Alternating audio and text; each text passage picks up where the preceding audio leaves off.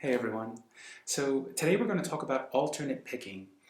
And this is something that I actually got pretty far in soloing and practicing until I couldn't get any further because I learned to pick wrong. So for about a year I was picking just downstrokes, okay? I never learned to alternate pick. I learned myself, so I made this mistake, and I didn't realize there's a limit to how fast you can play if you're soloing, of course, right? And also picking down on chords, there's a limit to how fast you can play if you're just picking down, right? So alternate picking is a must, right? Especially if you want to play quicker, right? Faster. So I'm going to show you both on just picking on single notes on the guitar and also with a chord. So let's get to it.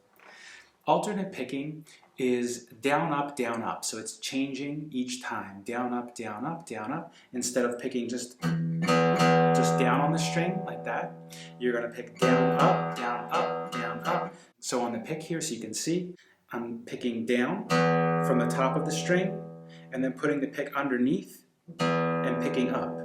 Down, up, down, up, down, up, down, up.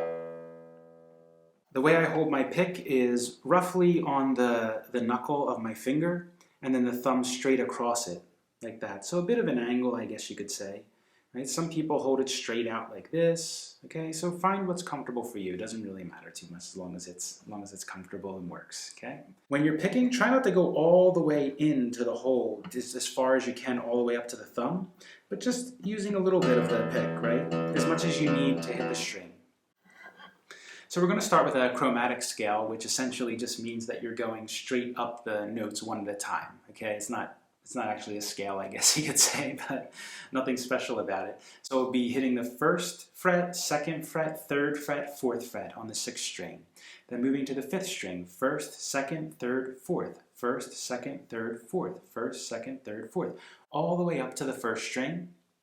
And then we're going to come back down on the first string, fourth fret, third fret, second fret, first fret. You're going to use the fourth finger for the fourth fret, third for the third, second for the second, first for the first. Simple, right? So 4, 3, 2, 1, 4, 3, 2, 1, 4, 3, 2, 1, 4, 3, 2, 1, 4, 3, 2, 1, 4, 3, 2, 1. Okay? And the whole time we're going to be doing alternate picking. So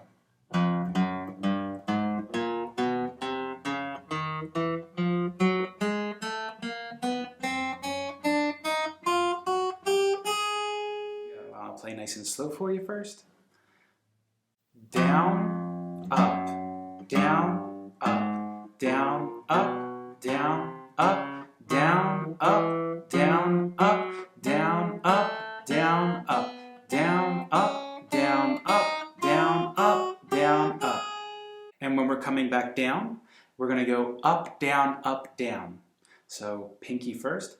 Up, down, up, down, up, down, up, down, up, down, up, down, up, down, up, down, up, down, up, down, up, down, up, down. And that's pretty much it. This is the practice I recommend for learning this. I know the chromatic scale isn't very useful practically, so normally I usually recommend that you learn the pentatonic scale, which I'll put another separate video on for that. I just wanted to introduce you to this alternate picking first. But this is okay. It will definitely improve your finger coordination and your picking coordination, which is extremely important. Okay? So feel free to practice like this. And what I used to do, what I still do sometimes to warm up if I like, is go all the way up the fret like this, all the way up to whatever fret you like, all the way up the board, and then come back down, right? And you get a lot of exercise, a lot of practice in there. It's also great for building up your endurance in your hands, right? If you want to play a lot of soloing and things like that, you're playing a lot of notes. Your fingers are getting a nice workout by going all the way up the fretboard and all the way back down. Okay? So I'll show you up to the fifth fret like that. Down, up, down, up, down, up, down, up, down, up, down, up, down, up, down, up, up, down, up, down, up, down, up, down, up, down, up, down, up, down, up, down, up, down, up, down, up, down, up, down. Then I'll move up one fret and same thing.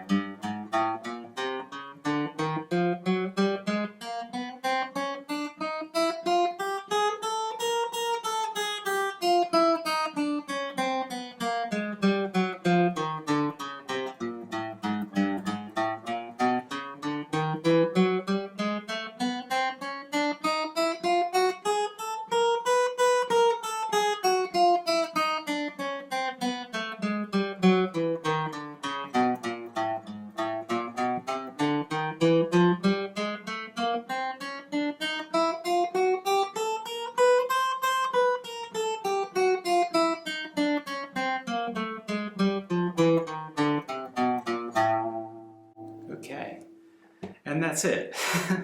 So that's the exercise for the picking, and I would just recommend you go all the way up, then come all the way back down. So going up, up, up, and then down, down, down, down, right? And you can also do this by switching. So you can go all the way up on the first fret, right? 4, 4, 4, 4, and then slide up 1 fret and come all the way back down on the second. See? And then slide up to the third, go all the way up, and you can do it this way. You can play around. Okay, but it's a great warm-up. It's great for just for practicing the alternate picking. And now with chords, you're going to do the same thing. This is just a simple exercise to get you used to it, because with chords it's going to be a little more difficult because you're switching strings every time. Okay, and we're going to do down, up to begin, but you can definitely play with this. I'll make another video on this with more advanced or intermediate on the Patreon channel with a lot of exercises and practices for skipping strings and things like that, okay?